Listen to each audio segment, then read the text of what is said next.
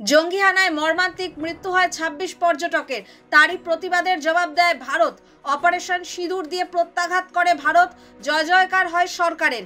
এবার ভারতের প্রতিরক্ষার শক্তি বাড়াতে এক বড় পদক্ষেপ নিতে চলেছে দেশ। খুব তাড়াতাড়ি ইন্ডিয়া মেড উন্নত মানের হাইপারসনিক ক্ষেপণাস্ত্র বা ETLDHCM extended trajectory long duration hypersonic cruise মিসাইলের পরীক্ষা প্রস্তুতি নিতে চলেছে। এই উন্নত ক্ষেপণাস্ত্রটির পরীক্ষাটি সফল হলে ভারতের প্রতিরক্ষা ক্ষমতায় নতুন মাত্রা যোগ হবে, যা বিশেষ করে দীর্ঘপাল্লার এবং দ্রুতগতি সম্পন্ন আঘাতের ক্ষেত্রে। প্রতিরক্ষা গবেষণা ও উন্নয়ন সংস্থা DRDO একটি গোপন প্রকল্পে কাজ করছে, যার নাম প্রজেক্ট বিষ্ণু।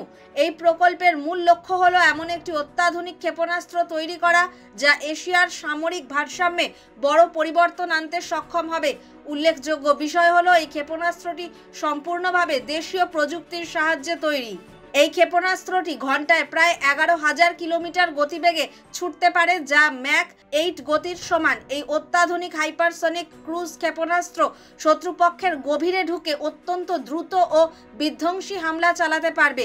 এটি এমনভাবে ডিজাইন করা হয়েছে যাতে চীন ও পাকিস্তানের মতো দেশের ভিতরের গুরুত্বপূর্ণ লক্ষ্যবস্তুতেও এটি আঘাত হানতে পারে, তাও চোখের পলকে। প্রতিরক্ষা ব্যবস্থাকে সময় না দিয়েই এই প্রযুক্তি ভারতের কৌশলগত সক্ষমতায় এক নতুন অধ্যায় যোগ করতে চলেছে।